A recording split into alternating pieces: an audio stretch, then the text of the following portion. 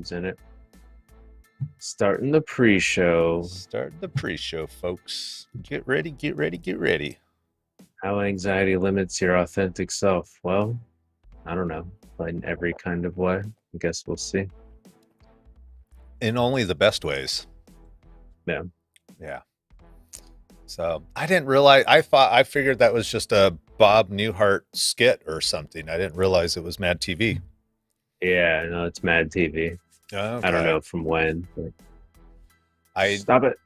Yeah. I wonder what it's great called. skit. Just stop Yeah, it. it is. Yeah. Oh, I've got to find. Yeah, there we go. If you just Google "just stop it" Yeah. Mad TV, it pops right up. Okay. I didn't realize Bob it was Newhart, Mad stop TV. it, Mad TV. Yeah. I'll have Did to- you ever used to watch Mad TV back in the day? That I shit did. was crazy. It It was I like loved, really funny, and then sometimes it was really weird. But Yeah. it was a nice balance to SNL. It was nice having both. Got that. Oh, what was that? I'll Is have that a to. I'll honey have to badger show you. meme? It's a honey badger. Yeah, I'll have to. I'll have to pop it up and make sure when it pops so that our mics don't automatically get turned off. Guess we should get a little music cranked up. Get the vibe going. Crank it. Boom, boom, boom, boom. It's Tuesday Yeah, I morning. love- It's time for that hard thumping tunes. Yeah, Mad TV. I always loved. Oh, who was it? Jamie Foxx. Yeah. When he would play like the hooker role, he'd dress up as a gal, and he had the big lips. And maybe it I wasn't a remember hooker, that. but he maybe just I don't know what the right, but he always had the big lips, and he'd always have like a silk dress on of some sort, not a nightgown, but like a fancy dress and a handbag, and I he don't did a remember number of that at all. skits in that character. I don't know what the character name was. Yeah, he's hilarious though. Mm-hmm. Did you ever used to watch In Living Color? That Yes. was, speaking Oh, of like maybe- crazy comedy show. I'm like, was that In Living Color? I think that was actually Living Color. Yeah, That I've seen less of. But that I've was seen some of Jim Carrey. Jim Carrey being insane. Yeah. Yeah, he played the fireman, the Yeah. fire captain or something, doing Mhm. stupid stuff. That was a great show because they got to push the limits a little bit more. Speaking of which, have you seen the new Dave Chappelle that came out on Netflix? I haven't. I meant to watch it last night and I got caught up with some other stuff, but I'll be watching it soon. Yeah, it's causing quite the controversy. It's so good. He's all right. I'm not going to do this for a while. So yeah, I'm going there. So funny. I don't think he plans on doing, I don't know if it's going to be another show or if he plans on performing live for a while. So he's like, I'm just putting it all out there, folks. Yeah, it's been that's had an interesting response just in my little, social media microcosm that I've noticed. Some people are really upset. Some people who are usually upset about the things you think they would be upset at him for aren't, and say that they thought it was funny and it was fine and they don't get the big deal. It's like been really interesting, actually. Yeah. I We got personally a lot of sensitive people these days. I think when you grow up not learning that there is pain, there's failure, it's not all just success and happiness and all of that. and It's avoiding that. Yeah, it's kind of like there's a lot of learned behavior that doesn't get learned, unfortunately, in that time. So, but anyhow, that's all for the pre-show. Ooh, excuse me. We're actually in the show now. That means I get to push this button and introduce. Damn it. I thought I was going to get it correctly. Now I got to do it again.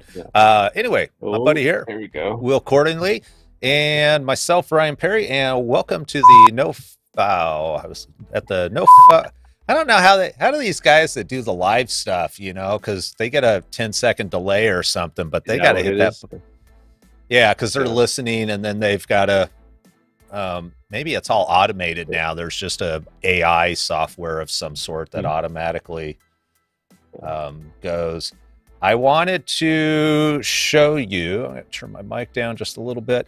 Tylea, I don't know if you saw the message that she left on the Facebook page, on the NoFucks Given Facebook page. If I can find the right button, she sent this little guy here, and nice. It's a little hard to read, but it's a honey badger. It's an anxiety companion honey badger, and it's an emotional support animal. And at the top, it says, "Do you suffer from anxiety attacks? Are they often caused by stupid people? Get an emotional support honey badger." And then down at the bottom, it says, "Unlike other companion animals that snuggle up to provide physical comfort and safe space during anxiety attacks, the emotional support honey badger instead physically attacks and savages the absolute living hell out of stupid idiots bothering you, thus removing the source of anxiety. Much more efficient." Much more efficient. I love it. This is the thank you, Tylea. That's amazing. Yeah. I thought it was brilliant. Yeah, and that's the thing. If you get an emotional support honey badger, it will attack the people ruining your life, and it won't be anything personal. It's just business. That's how the honey badger rolls. Right. Yeah. And you don't have to worry about being anxious anymore. So talk about a win-win. Yeah. So that is a win-win. Well, as we've talked about a bit in the last few weeks, maybe your system will find another reason to be anxious, and maybe it's situational with one person or a couple people. It just kind of depends. Yeah.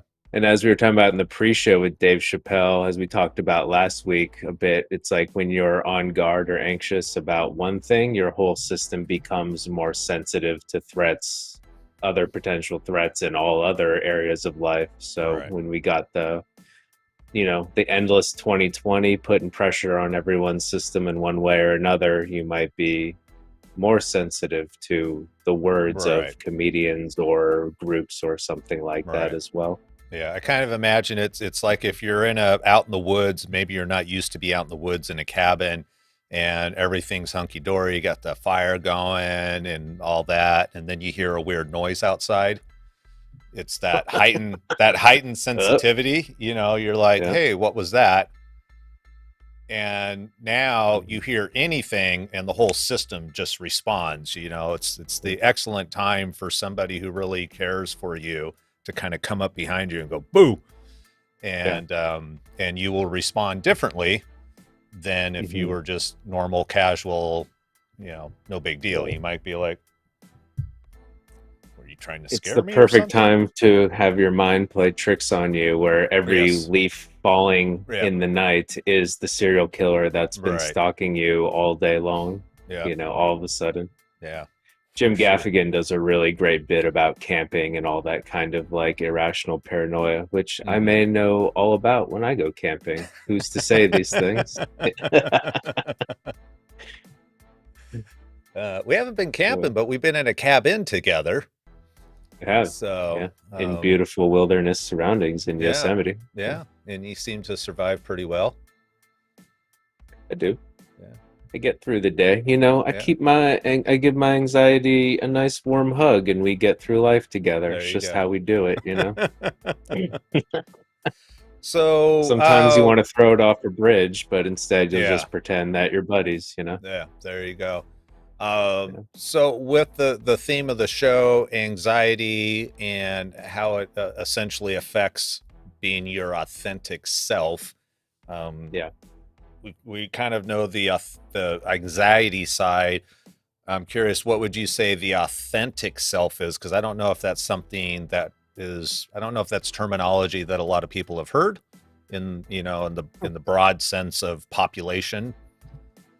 That's an interesting point. I kind of thought it would have been, because I don't know if it means something specific. If it does, I'm not Right. aware of that. I just Well, I I hear it more as authentic as the true meaning of the word. Everyone has an yeah, idea of that there's a true expression of who they are, whether they know what that is or not, right, but or are still working on it. right. Yeah, Um, and it's not that it has to be a clinical or a technical definition, but just kind of your definition, just to kind of give context to the conversation today.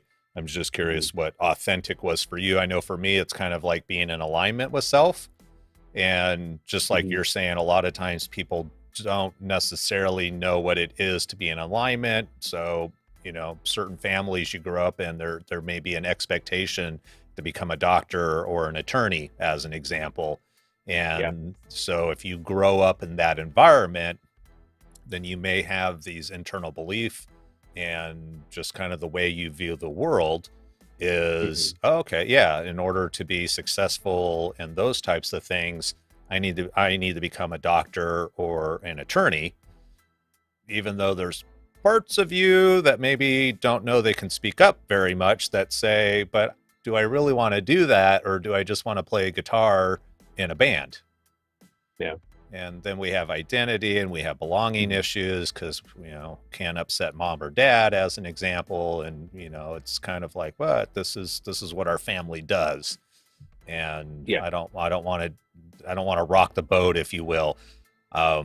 So finding that authentic self, as Will was kind of alluding to, a lot of times we don't know because there's just so much crud and filters and things put in place um, Yeah, I over mean, the years. absolutely.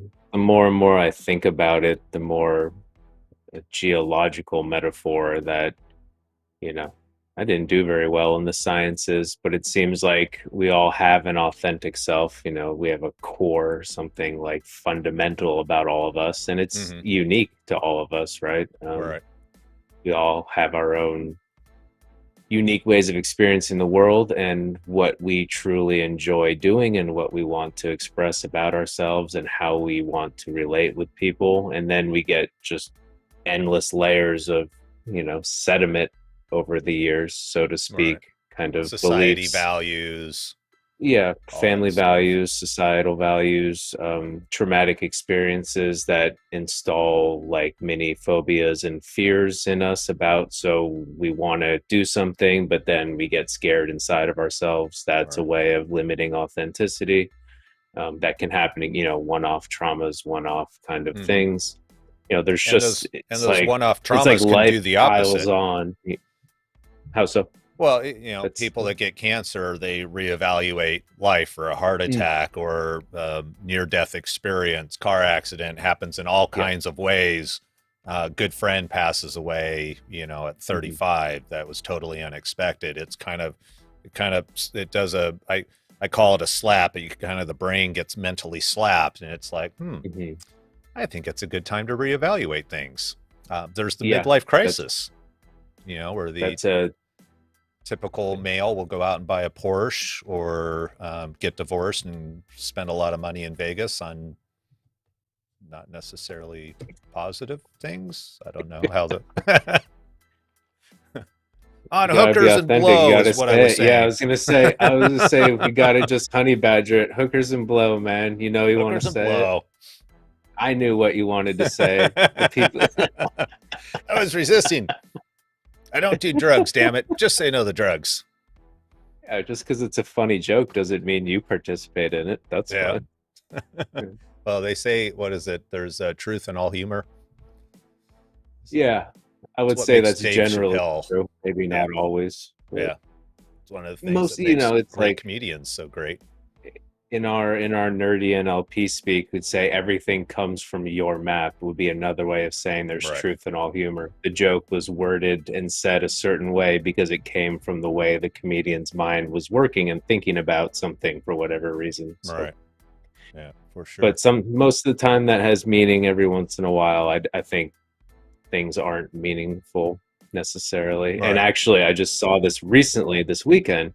A quote that's usually attributed to Freud is most likely not accurate. We say sometimes a cigar is just a cigar. Apparently that's probably not actually a real quote, which is a bummer because it's really useful. It's like sometimes things are just what they Right. are. They don't have to have Right. deep fundamental meanings. Kind of Although, like the rustling leaves in the middle of the night when you're out in the cabin. Sometimes it's just rustling leaves. And it's not the boogeyman, it's not a bear, it's not Jason with the mask or anything like that. Yeah. So. Yeah, it's interesting.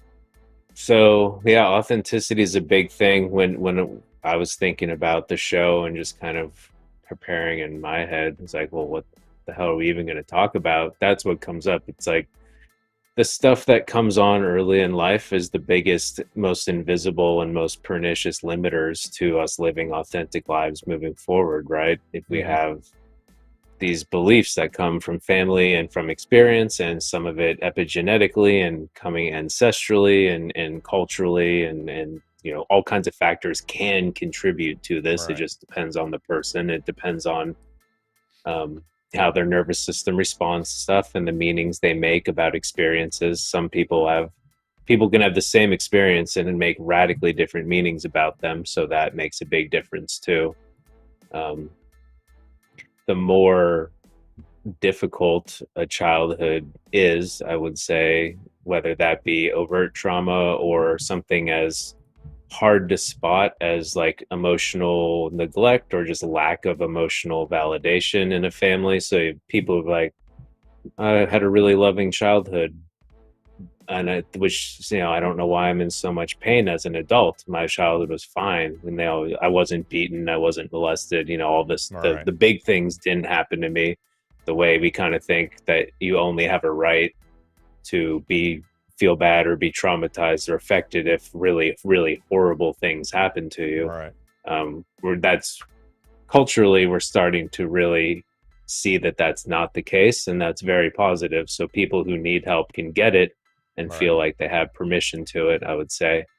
But the more difficult childhood is, the more your nervous system might be on guard and hypervigilant and sensitive, and the more your brain might be kind of, so to speak, frozen, you know, metaphorically, in more of a childhood kind of state, like a smaller developmental window, when like 3, 4, something like that, where kids are deeply narcissistic just by design. All of us were kids once, and all of us thought the world only revolved around us, and that's the only thing there was.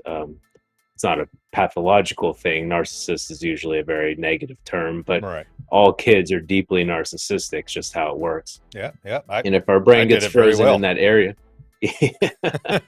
some of us still do it super well. Well. But but the more the brain gets frozen there because of trauma or, you know, emotional invalidation or whatever happens, the more you think everything that happens in life is because of you and about you, which is a really tough way to go through life too. That's what I was trying to say. The more the mind thinks that everything means something about them or because of them or for them or against them, as opposed to just like things just happen sometimes, that can get really challenging too. Like the meanings that get made about events are where the pain or where the joy comes, not the actual events usually. And I think, and the interesting thing about that is that if you're the cause of, I'm just going to generically say everything, if you're the cause of it, the nice thing about that is now you have control to change it. However, that doesn't that would work. be the global nice thing. that is the solution for kids. Yeah, it is the solution. However, of course, as we grow into adulthood, we kind of realize that sometimes Joe's just going to be Joe, and there's nothing you can do or say to change the behavior. And is it our right? And do we need to change Joe per se, versus maybe giving him some insights on things and allowing him to decide how he wants to be? But there is this kind of fundamental belief internally, where I don't believe it's something that most people are consciously aware of, but it lives in the system that, okay, if all these things are going wrong, then it's really about me and what do I need to do different. Now, talk about an anxiety-inducing problem. because think of all the things you have to monitor. If the world is not safe, as an example, then your system literally has to track everything in the world in order so that you can change and be kind of a chameleon, if you will. That's not the right word that I want, but you know, it's like you literally have to track everything that's going on and all the possibilities of what could happen, so that you can adjust and navigate in order to get through the world safely. Yeah, it's a huge deal. And there's you talk have about to energy. keep an eye on that the group of people across the world who are mad at you for causing the earthquake that just happened. Right. Yeah. It can be like that. That's a real bummer. Yeah. Yeah. Well, you just stay vigilant, my friend. There you go. So I think that's when it comes to authenticity and alignment, and you really hit the nail on the head. I don't think I could have said it any better, actually. Than it's like, what's a better definition of authenticity than just living aligned with who you truly are? Now, that's a big statement. How do you know when you're aligned, and how do you know when you're being who you truly are? Those are kind of murkier, but I think that's a good way of summing it up. Because we was it Michelangelo where he said about David, maybe I'm really gonna show my lack of history and art history, but they like, I just saw the angel in the block of marble and I carved till I revealed them. That's the idea. He removed what didn't belong. Yeah, something along those lines. That would be the metaphor that sums up humans and human psyche for me. It's like, I think we all have this in us already. I don't think that could ever be different. And then it's just, we get, life happens, beliefs happen, childhood happens, weird things happen, culture happens, country of origin, belief systems happen, and all the stuff just, it gets murky from that point on. That I like that metaphor in the sense that, let's say at birth you get chiseled into the authentic self, and then anybody who's familiar with Bondo, which is what they use to deal with minor dents and stuff in cars, and it's kind of, it's a body filler, so that if you have a dent you can put this Bondo in there and it smooths it out, so you have a nice.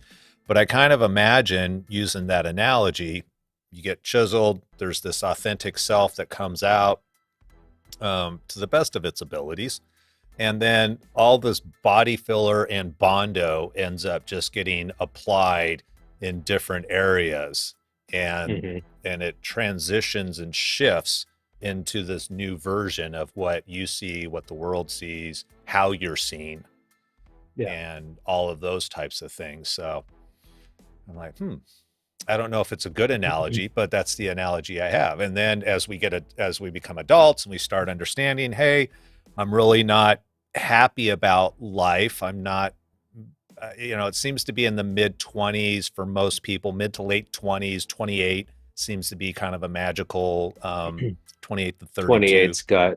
28's got a lot of juice to it for most, where they had even Saturn returns and kind of astrological traditions and all that stuff. But it's kind of like you start becoming aware of what's going on in the world, what's your place in the world, what have you done, and it's almost like you start seeing the statue of you that when it was born was the perfect authentic version of you, but now it's got all this spackling and it's got this Bondo and body filler and all this crap is kind of all over it, and you're like, that's not really, that's not a good representation of me.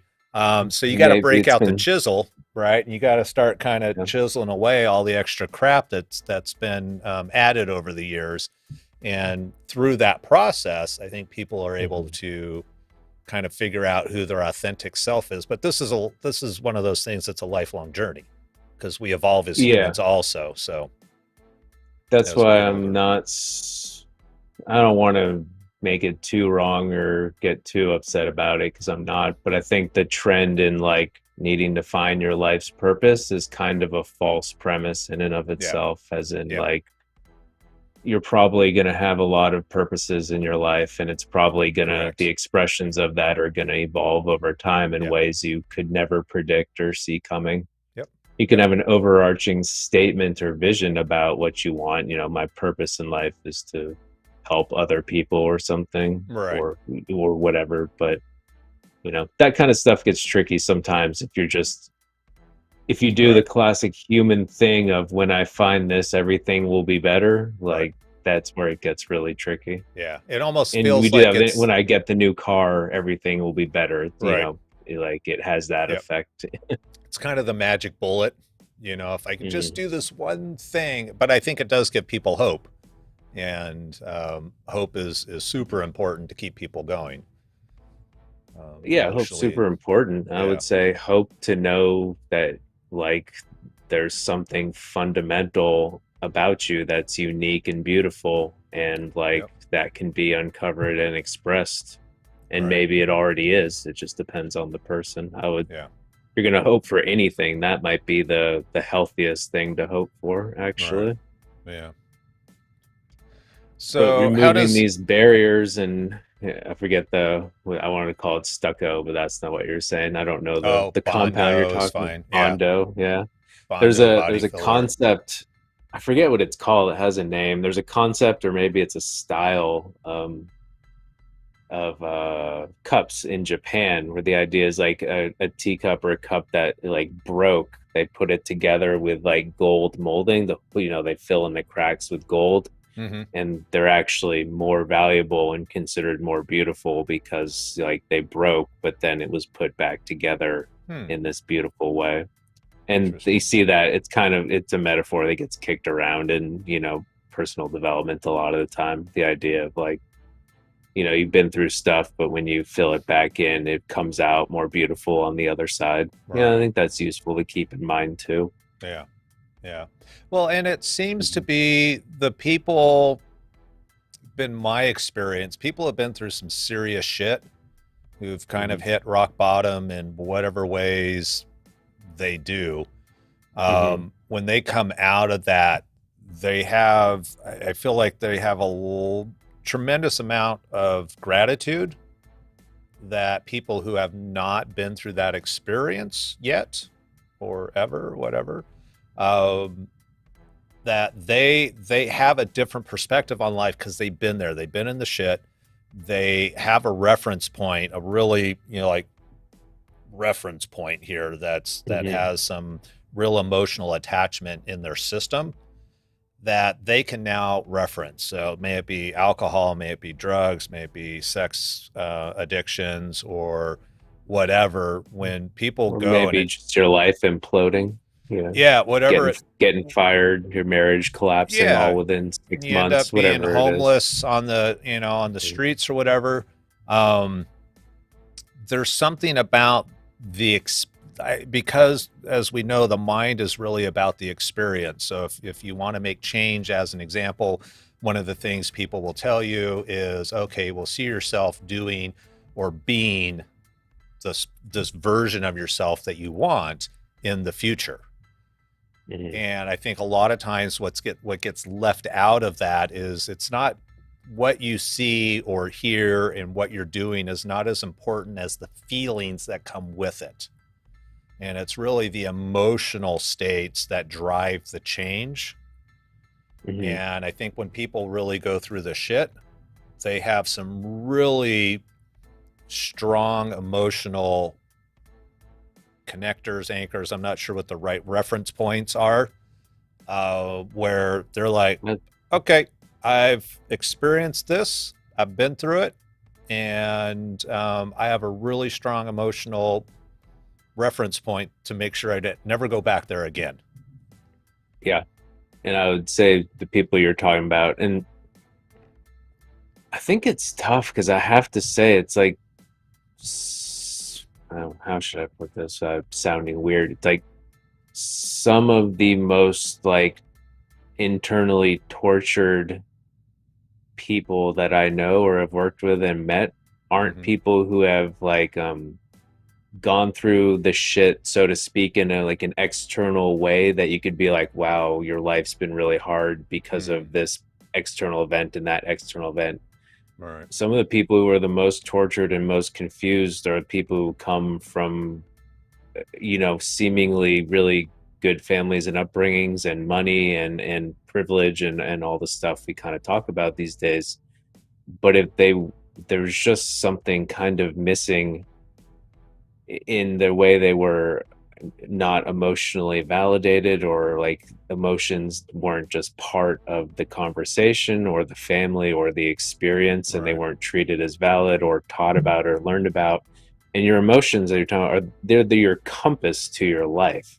I wouldn't say every emotion's true every time. I think that's a misnomer, and I think sometimes people have patterning to have emotions that fool them like gangbusters. We can think of anyone who's getting into their 5th abusive relationship because it just feels right. This is where our emotions actually are not always true and valid. So I don't agree with that kind of thing out there. But, right. And that's a person who doesn't want to be in that type of a relationship, right? Consciously, they're aware this is not good, and they get frustrated with themselves because he seemed like a great guy while we were at the bar.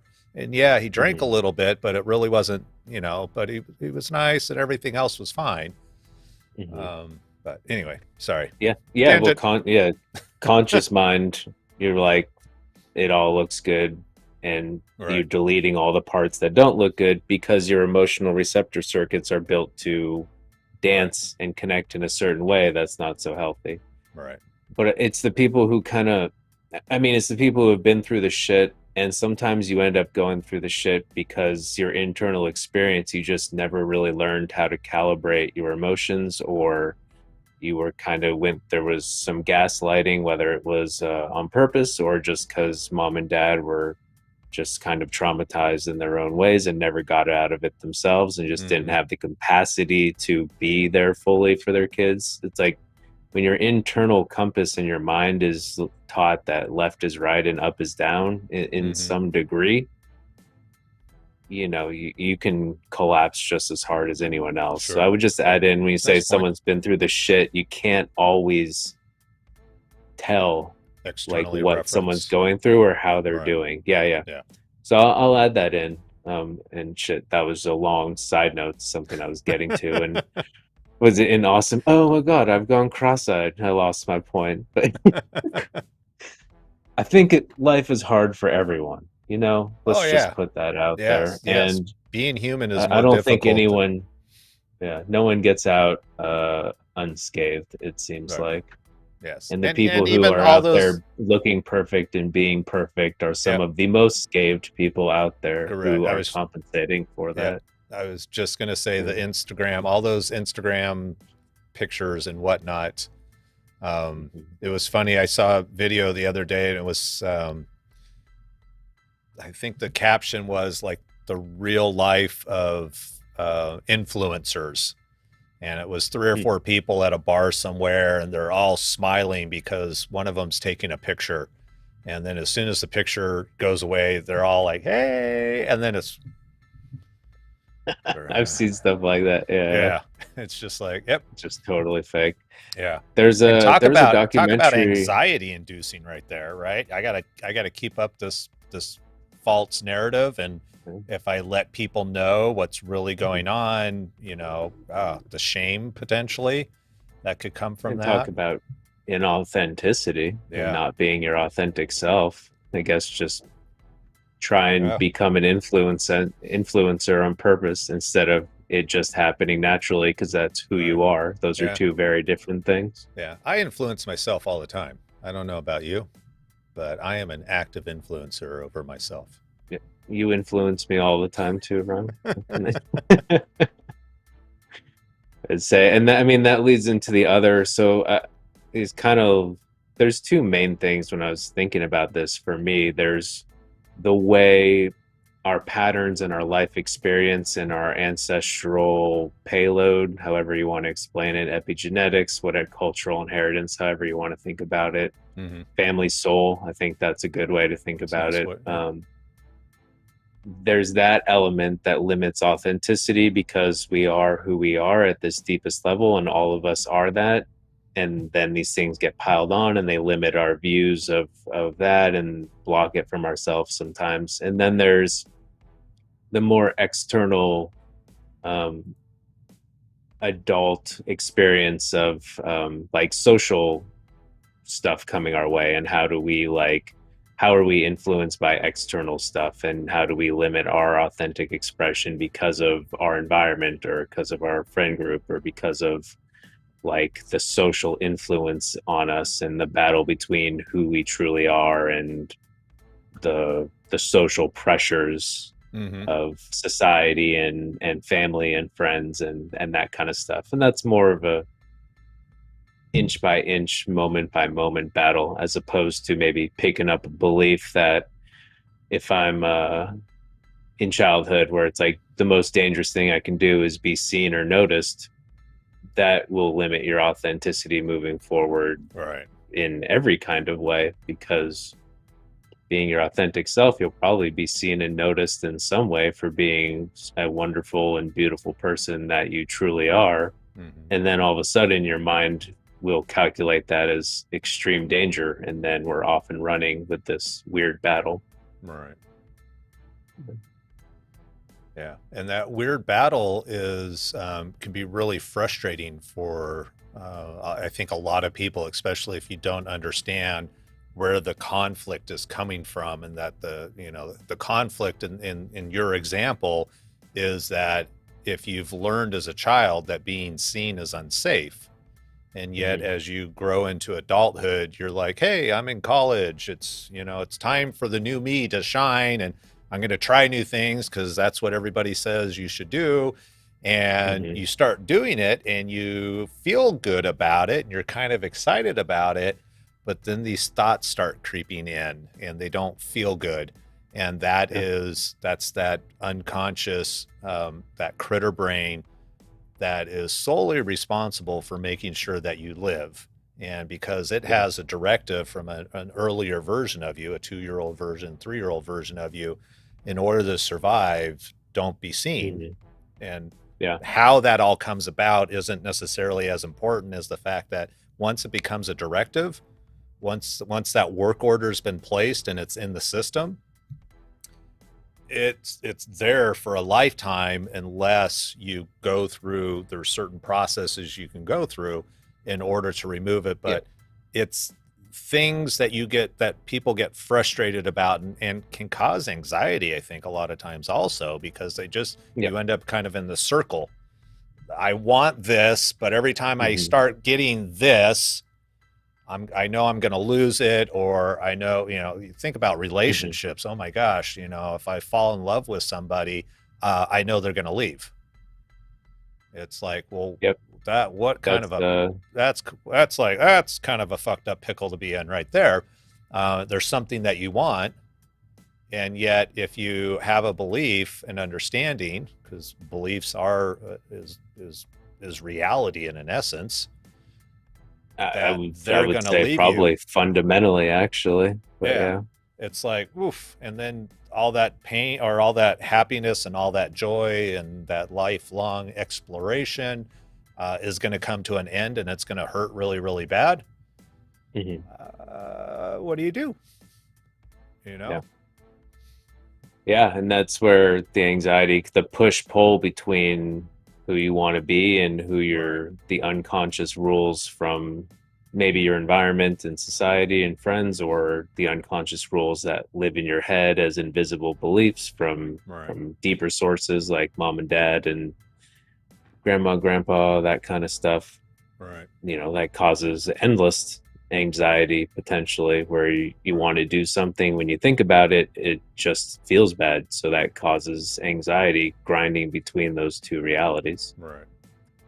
Or your friend group is doing something you don't want to do, or you're not comfortable with. Maybe they're, I don't know, breaking some laws, or maybe they're dancing crazy and you don't want to, dance. It's like, it could be anything. Sure.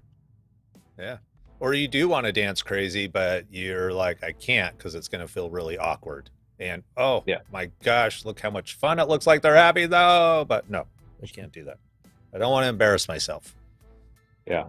I'm not speaking about me because I'm a good dancer.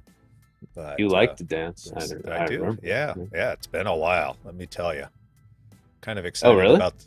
Oh yeah, because of everything that's gone on. Because of 2020. Yeah. Yeah. I have no desires of going dancing with a mask on either. So, but we'll see. The big move to Tennessee. We'll see how all that changes. Okay. So yeah. So Many Will, changes. Yes, Ryan. with this whole anxiety, authentic self, is there anything that could be done? Are we just left to be anxious all the time? Well, you know, that's Not to an put you on the important spot. question. I have to say the answers, yes, no, yes, and no. I think being human and living a life that involves doing anything other than staying in bed 24 hours a day is always going to involve some form of push pull, friction, stress, anxiety. So yes, I think it's part of, as far as I can tell. It's like I didn't write the rules and I haven't talked to the people who did. That's above my pay grade. But as far as I can tell, yeah, it is a part of being who you are, and it's a part of living life. Right. That being said, that is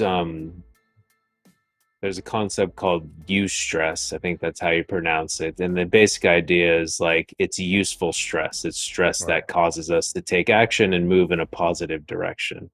And you could think of maybe anxiety in the same way. You have anxiety about a thing and you take a positive action and you did what you wanted to do and you accomplished what your system was pushing you towards, and the anxiety goes away.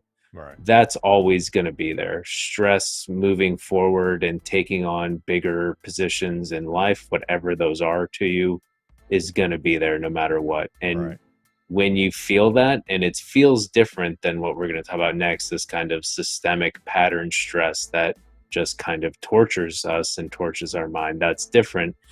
When you can feel it and you can know it's different than the stuff that maybe doesn't need to be there necessarily, you can take it as a positive indicator in your life of positive progress. When you notice it, you can actually feel good and enjoy it, because even though it's uncomfortable, it is an indicator of progress in a direction that you want.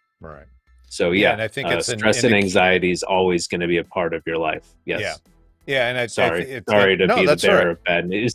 Yeah, no, be the bearer of bad news, because there are solutions and fixes.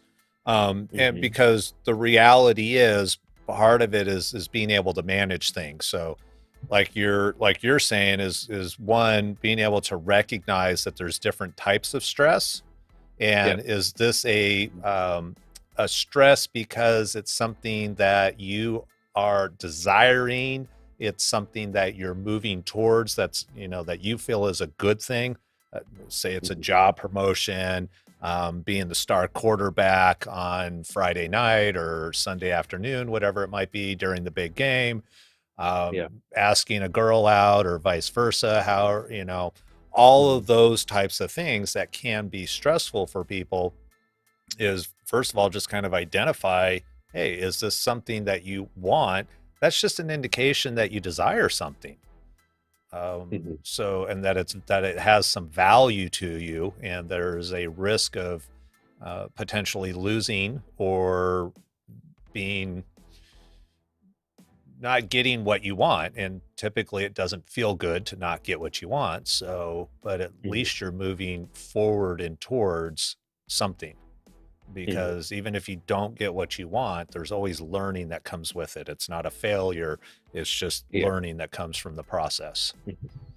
Yeah, exactly. And it is about learning fundamentally. Our brains are learning machines, and we can call any experience a learning experience for the brain. Although when we have patterning to not kind of learn and progress out of things, maybe that becomes less of a useful metaphor. But Right. what you're talking about, sports metaphors are easy to use because they're good analogies and straightforward of stuff we're talking about. It's like if you're a professional football player and surrounded by the best of the best in the world that practice every day and eyes are on you to perform every day, you can't show up to practice and be like, I don't feel well. I'm just going to have a bad day and I'm okay with that. At the elite level, it doesn't work like that. So Right.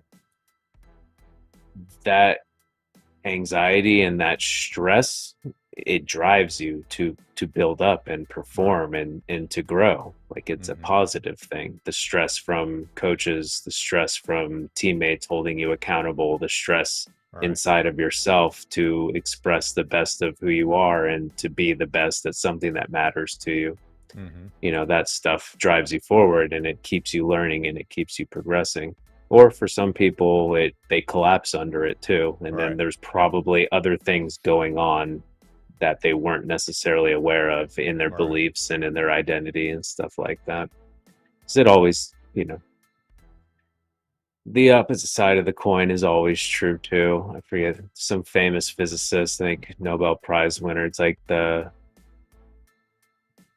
a maddening truth, but as far as I can tell, it's true about everything in life. It's like the opposite end of profound truth is another profound truth. It's like that's very whatever is deeply true and profound in one way, probably the opposite is like really accurate too. And that adds a layer of complexity to life that's hard to deal with. Yeah.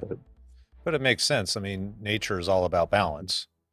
So you can't have one thing way up here without something else to counterbalance it. So yeah.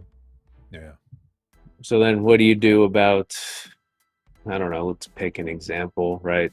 I think the easy one is, right, you're heading into or have found yourself in your fifth emotionally or physically abusive relationship, even though you consciously don't want that. That type of anxiety and stress, that is not what we're talking about. And that's not necessarily a systemic important thing. It just is, okay, there's invisible beliefs. Some people call them limiting beliefs inside of this person that is causing experiences to just happen automatically, even though their conscious thinking mind is on guard for them and doesn't want them. Right. That kind of stuff can be, those invisible beliefs can become visible. That's the first step to it. And then they can be revised through working with a good therapist or working with a good change worker or working with a good somatic body worker. There's, lots of ways to go about it. That type of stress, anxiety, well, I don't want to make it too wrong, because if it's your experience, it's your body and your heart and your mind expressing something to you in an incredibly painful way. And our work as the conscious, senior conscious part of us, the conscious thinking mind that feels like it's in charge of everything, but often isn't until we get down to that deep part of our own marble selves. And then actually the conscious thinking mind does have a lot more autonomy and a lot more authority if you can get a lot of these invisible beliefs revised and get out of there. But and I'd also like to throw in safety patterning too. So there's actually a lot of safety patterning that's built in. So using the analogy of the here I am rolling into another unhappy relationship in whatever way it is, there's actually a lot of safety patterning built into that, which is kind of counterintuitive. That why would I want to roll into another unhealthy, unhappy relationship? Well, if your system only knows that unhealthy, unhappy relationships are survivable, and again, the critter brain don't care if you're happy or not, doesn't care if you're happy, sad, doesn't care if you're rich or poor. All it cares about is, are you going to survive? And when it has determined that something is survivable, it will continue to search that out over and over and over again. Yeah, because it's proven to keep you alive. Right. And as we talked about, the saying that just landed in my head because you said it a few times, which was really useful. After all these years of hearing it, you cannot survive happiness. That Right. is such a simple, dumb sentence, but if you hear it in a certain way, it is like one of the deepest, most profound truths out there. I love When that we it's a dumb survive, sentence. well, I mean, It's functionally, so right? stupid. It's so stupid. I just want to survive happiness, folks. Come on. It's like the Dodgers actually winning a game over the Giants. Like, oh, come on. Anyway, that's a subtopic there. Subtopical, timely. There you go. Yeah. But yeah, it is kind of important to understand that, yeah, if this one kind of slaps your brain sideways when you hear it, noodle on it a little bit. But yeah, the brain doesn't survive happiness, unfortunately. How different life would be if you did. Yeah, you'd be out there like, I have to survive this great experience. Yeah. Yeah, because as you said, I mean, this is a huge, broad topic, but I'll try to sum it up for people listening who maybe haven't listened to other episodes of ours. It's the critter part of our mind that not only doesn't care if you're happy, it doesn't even have the capacity to understand or calibrate happiness or enjoyment or fulfillment. It just calibrates, heartbeat, blood pressure, respiration. It calculates alive or dead in a binary kind of way. Right. It is closest to, it has this kind of invalidating authority because it's closest to the spinal cord. It has this kind of like can cut off information kind of capacity. If it feels the need that something is threatening our survival, it gets to take over. Right. That's just how it works metaphorically. Right. And because it's like the first level, if you think of like a filter, it is the first filter anything goes through. So once it applies its determination, I don't know how it's not logic because it doesn't have logic. Once it determines its coding of the situation, I guess, then it gets passed threat or no into the threat. brain. Yeah, I guess. Yeah. Be interesting. Yeah. Anyway. Tiger at the water hole or no tiger at the water hole. And is the tiger far enough away that I can drink and still get away if I need to? It's doing, those types of calibrations. Yeah. And if it says, yes, you can survive this, then that information gets passed up, and then how everything else gets rationalized, I have no idea. Well, that's a good point. Because it all does happen that way. There's other stabilizing forces and painful patterns in us other than how our critter brain is keeping us safe. We also have to rationalize it as kids or as adults. And we have beliefs that like, well, this environment is so hostile and so invalidating towards me as a 3-year-old. I must be bad. I must deserve this. I must be fundamentally flawed. I must be this, that, or the other thing. And then, so it's not only is your mind used to being abused in some way, but when you get in relationship with someone who abuses you, you also have this other secondary payoff that's really complicated in this example, saying, okay, this is really horrible and really anxiety producing and really stressful. But at least I know that at least I know reality is the way I think it is. At least I know my place and at least I know who I am. And of course that doesn't run consciously, but the mind is it's confirming itself.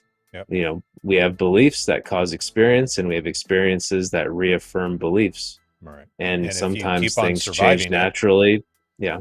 Yeah. If you keep on surviving it, you're adding additional proof that this is survivable. So it's kind of like it's getting more the neuroplasticity and the neural pathways are becoming super highways. They're being more and more myelinized in your mind and just becoming faster and more powerful. Absolutely. Yeah, that's where it gets tricky. Yeah, and I think the best example I heard was the child that was foster adopted to a really good family and ended up getting increasingly agitated and angry and towards these very loving people. and the final act was burning the house down, simply because he didn't feel safe. It was not dangerous enough. You know, the logical side is, wow, you've got a great home. Why would you not, you know, just change? Stop worrying about all the crap that you've had to deal with, and presupposing physical, verbal abuse, all of those things.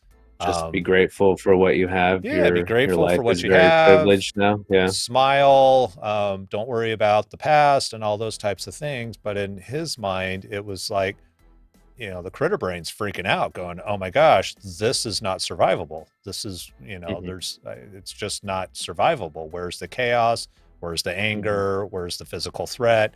When's the other shoe gonna drop, basically? Yeah, probably. Exactly. So the solution, I'm just going to burn it all down. So that's a really extreme example that illustrates exactly what we're talking about. Right. Yeah. You know, it doesn't usually play out that extreme way, but it's just the mind, the unconscious, and the critter brain's just sending these signals to this kid, I would guess, of like, not okay, right. danger. Yeah. And danger, it just gets, Rogers. You know, just until the internal experience becomes too much. Right. Sounds like something like that was what was going on. Yeah. And what a horrible pickle, right? Probably the parents only knew nothing but to be more loving and more nice, which would just complicate it even more. Right. Which can actually create more anxiety. Yeah. And I've met people like that who simply freak out because they're like, you're being way too nice. Yeah. When's the real you gonna come out? Yeah, possibly, but it's kind of like, okay, so if we understand that with that individual, then being nicer is not actually doing them any favors. It's actually increasing the anxiety. And so you need, if you wanted to maintain a relationship with that individual, is be a little bit of a dick or whatever it is, you know, kind of allow them to be in an environment that they feel comfortable in, which could be very different from your own. And over time, you talked about the neuroplasticity is then going, okay, how come, if the individual wants, you know, would you like a different way of life? But ultimately it's up to that individual to choose what would they want, reach for it, and then just work through the systems that they have to work through in order so that they can have a different belief and identity about themselves and the world itself. Yeah. Yeah. Tricky stuff, but there is hope, and it can be better. Like truly. And, you know, sometimes this takes some time, anywhere between a month and 15, 20 years. You know what I mean? Sometimes this is a big endeavor, and sometimes it's like revisable. Just kind of depends on the person, and it doesn't help that a lot of the things that cause us a lot of pain, if they're patterned that way, actually cause a lot of good feelings inside of us too. That mostly happen unconsciously, so you don't even get to experience them, but they are happening inside of us, and they do drive our instincts and our behavior, whether we're aware of it or not. Yeah. Like I said, the feeling that comes with having our beliefs confirmed, or our suspicions about ourselves or about life confirmed, that like, I got this, you know, again, this is speaking as someone's unconscious mind. Like, I'm just suspicious that I'm like a really bad person. And then you go out in life and we don't know why, but you just keep connecting with, naturally, the people who treat you as if you're a bad person. Right. And that is horrible.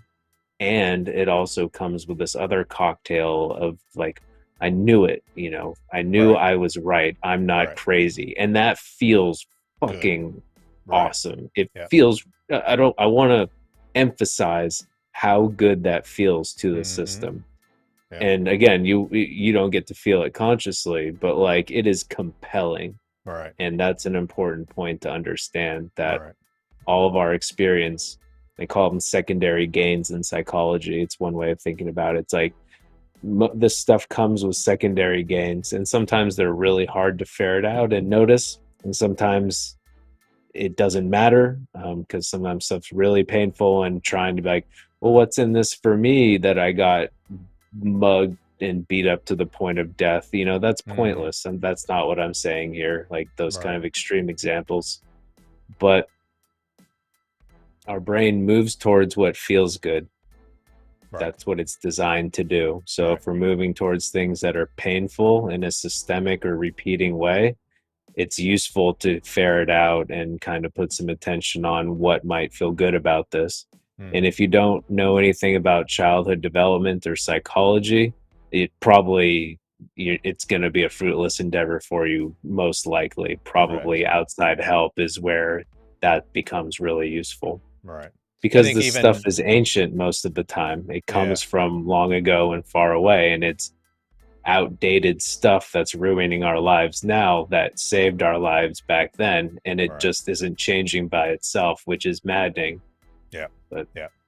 And a lot of that also ties into these invisible beliefs, because like you were saying, they're baked into the system at such an early age.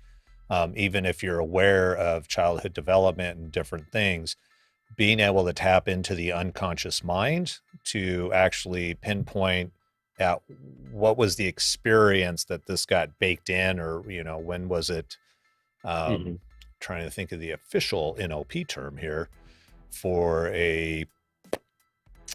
being the grape inside the grapes when it gets like imprinted. Imprint's the word I want. There you go. Yeah, finding those imprints, really, that's something you're not going to be able to do on your own. You can do some stuff, and you can kind of get some correlation. The problem is that when you try and correlate as an adult, we end up using our logical brain. And if you think about a 1-year-old living in a what we would call a society, an unsafe environment, that 1-year-old doesn't have the mental development. It doesn't have any rationality. It just doesn't have those tools and resources available to it at 6 months, at a year and a half.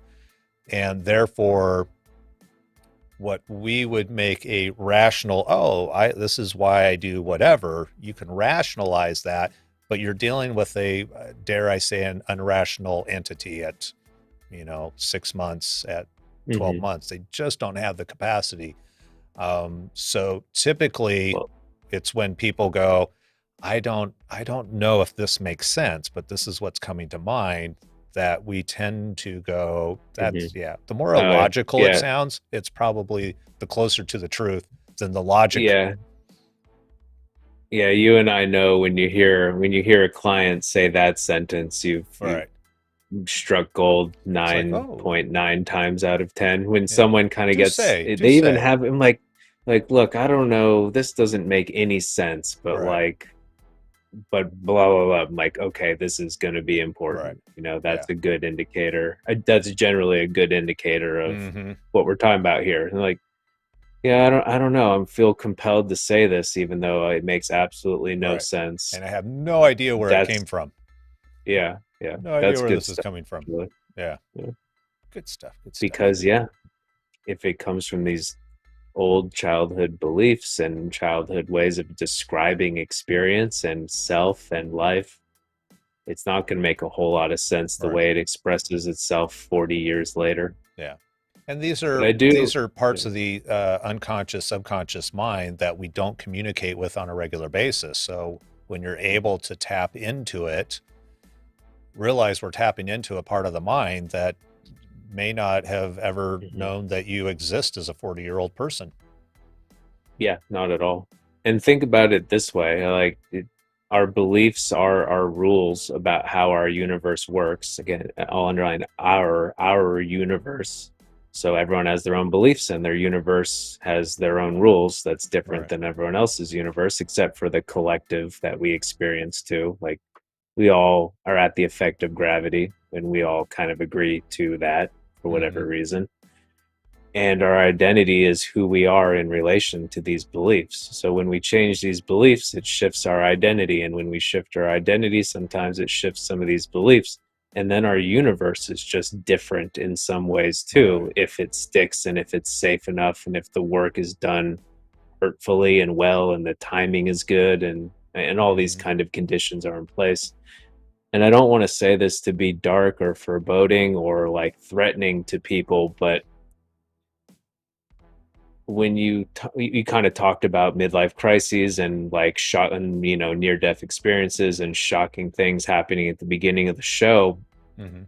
I kind of fall into the camp that if we create our own lives, which I would say we do, if that's true, then our systems usually, and if actualizing and expressing ourselves is a fundamental need, I kind of fall in that camp too. Like, Maslow kind of said, self actualization is a need. That's how he categorizes it. I would agree with that as a Mhm. statement. If we're kind of here to progress as ourselves, and if we don't take these updates, and if we kind of live life by default and we kind of just go through the motions and have these painful experiences and don't take the updates that ourselves are giving to us, sometimes life screams at us with Right. painful experiences, and if we don't hear what's being communicated to us from ourselves unconscious, our unconscious is telling us to pay attention to things when Right. life is grabbing our attention about it. That's how I would describe it. Mhm. It usually leads to tough things like near death experiences, Mhm. disease in the body, Right. being in close relation to important person dying that make us reconsider everything about ourselves. It's like we find a way to make ourselves change and pay attention sometimes if it's Right. that important. Yeah. And it doesn't have to be rough or frightening. And I'm not trying to scare people into like hiring a therapist, but Right. it's Because like I mean, how many people have been change can inspired by be somebody? easy. It doesn't have to be rough or scary, Right. but some people do it that way. That Right. does happen too. Right. Yeah. I think of there's the story, and I don't think this is a true story, but it's more of just a story for an analogy of this man had a deep religious belief in God, and Mm, just for sakes, because I think everybody's familiar with Louisiana and the storms that roll through, mm, is guys in a house. He sees a TV news article. There's going to be a hurricane rolling through. Be prepared. Later on, hey, it's going to come through this neighborhood that this gentleman lives in. You need to evacuate, get out. There's going to be a lot of flooding. It's not going to be good. We recommend you get out. I believe in God. It'll be fine. Police start coming through. First responders start coming through. Hey, everybody, you guys need to get out. We got a mm, big, it's not going to be pretty in here. And the guy goes, thank you. God will take care of me. I will stay here. And so then the storm comes, water starts rising, and people are coming through on their little boats. And the guy goes, oh, thank you. Appreciate it. God will take care of me. I'm okay. Thank you. And fortunately for this guy, he has a two-story house, because eventually the floodwater's coming into the house. He's got to go to the second story, and mhm, he gets up on the roof, and then a helicopter comes. Oh, thank you. It's okay. God will take care of me. And he's up on the chimney, and this is the tallest part of the house, and the water keeps on rising. And finally, he gets swept away, and he yells out in anger, God, I believe in you. Why are you not taking care of me? And a voice from heaven goes, I sent you a news reporter. I sent you the police. I sent you a guy in a boat. I even sent you a guy in a helicopter, but you chose not to listen. yeah, There's only so much I can perfect. do. Yeah. I heard Yeah. that as well. That is the perfect thing to sum up what I'm talking about. It's like we kind of got to listen to what life is saying to us. Right. And I would say at fundamental level, it's what we're saying to ourselves, which is kind of a weird way of thinking about it, but I think that's an accurate way of putting it. Mm-hmm. Yeah. And it doesn't always have to be that difficult. Like you were saying, how many people have been inspired? They're like, oh my gosh, this person did this wonderful thing that for some reason, it totally resonates with me. So I'm Mhm. going to go join that person doing that wonderful thing, or I get inspired to do my own wonderful Mhm. thing in my own community or change in the ways that I want to. And yeah, being able Yeah, to hear that and listen to it and go, oh, okay, yeah. It's kind of like I want to move towards something positive versus moving away from something that's negative. They're both going to get totally. you to the same place, ideally.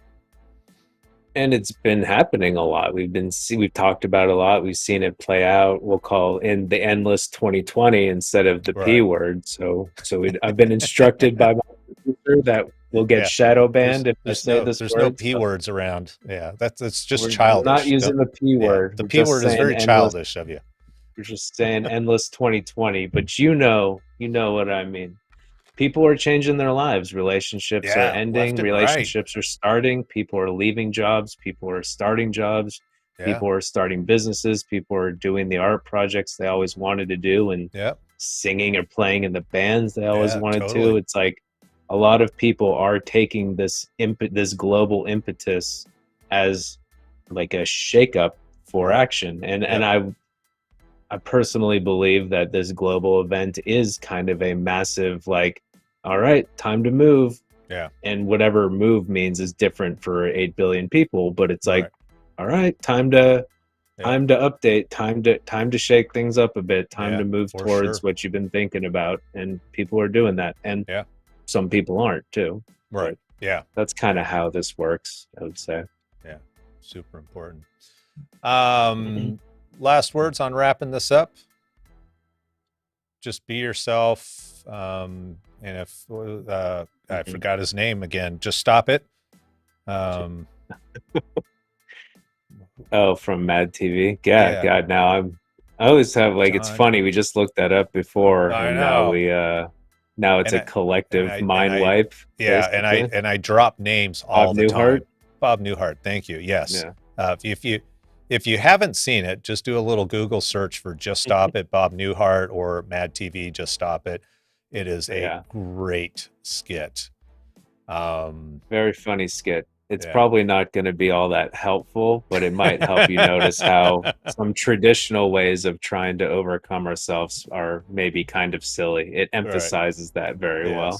Yes. Yeah. And it's hilarious. It's worth watching. But Right. I don't know. It's like, and there's a reason you and I chose the honey badger as kind of like the branding and the totem of this. It's like the Hmm. honey badger just moved towards what he or she wants authentically, and Right. it does what it needs to do because it's what it needs to do. It's not because it's a predator, and it's not because it's bad. It's just because it's authentic. Right. That's why we chose it. So get outside help if you can't afford outside help, like journal and write about things that are going on with you until you can strike these invisible beliefs.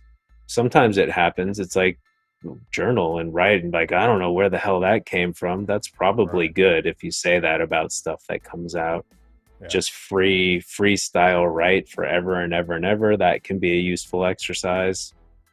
But there's an authentic thing inside of all of us. There's something special and unique and beautiful about all of us. For some people, for some people who are easy to point at, like, well, what about Hitler? It's like, well, yeah, it was inside of him too. He just had so many layers of distortion and beliefs and things, Right. and he was so turned around that he never was able to contact that person, or he lost contact. It was so long ago and was so removed from life that he saw other humans as expendable and Right. disposable. How removed from everything good do you have to be to view the world in that way? Right. But yeah, Versus a it Mother was Teresa. inside of him too. Yeah. All right. Yeah. And I Yeah, think, well, even Mother Teresa has her dark sides too. oh, sure. Yeah. This is what's interesting about being human. But Right. Yes. And it's an evolution, right? I mean, typically as people get older and more mature and have more experiences, I think it's through those experiences a lot of times you get to identify who it is that you would like to be. So kind of bringing it back to being your authentic self. If Mhm. this is who you've always been and you've been keeping it between the bumpers, at what point do you kind of go outside the bumpers to the left and right? Try, a little extreme over here, a little extreme over here, and maybe you'll find out that while you've been driving down the road here, really your authentic self needs to drive down the road over here, but you weren't aware of it because you never got into that territory. So just by Mhm. expanding that territory a little bit, trying things a little bit over here, a little bit over here, you will be able to do that. And the other thing that I think is important with being your authentic self is that decisions and possible conflicts of interest tend to fade away really easy because you have a clear understanding of what's important to you and who you are. And Mhm. so if somebody presents you with a conflict of interest in whatever way, you can be very clear about it. And it's like, oh, yeah, well, I would like to go do this. That's not really who I am. So thank you very much for the invite. Instead, I'm going to stick on this path and do what Mhm. I want to do. Where if you don't have that, some people call it their true north. If you don't have that, it's kind of easy to get off the Yeah. beaten track and go do things that really Mm. are not relevant or relatable to you. And that can cause some conflict and stress. Absolutely. And I think that's a great point. I would say the concept of having a true north and like a really big vision for your life is one of the most important things that any human can do, Yeah. to kind of reveal what authenticity means to themselves. Just the process of doing it is Right. important, and it Yeah. makes decision making very clean, as you said. Yeah. Yeah. Yeah. It's about the journey, not the destination sometimes. It's a tough pill to swallow, man, because we Yeah. all want those, destinations. So Yeah. For sure.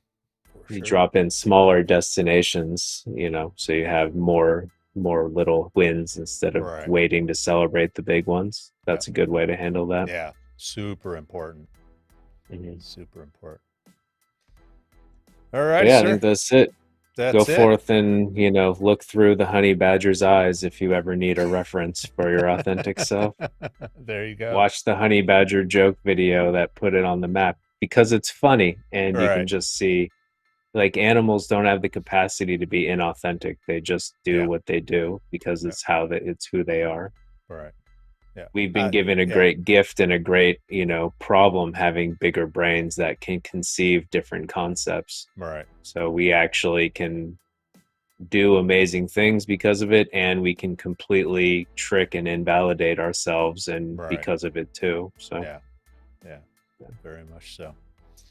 All righty, sir. Yep. Well, I think that is it for today's show. Thank you all for watching. You got questions, comments, thoughts? Feel free to leave those below. Otherwise, I think next Tuesday, 10 o'clock, 10:15 actually. We'll see you then. I think so. All righty, Will. Always a pleasure. Thank you, sir. It is. Thank you, Ryan.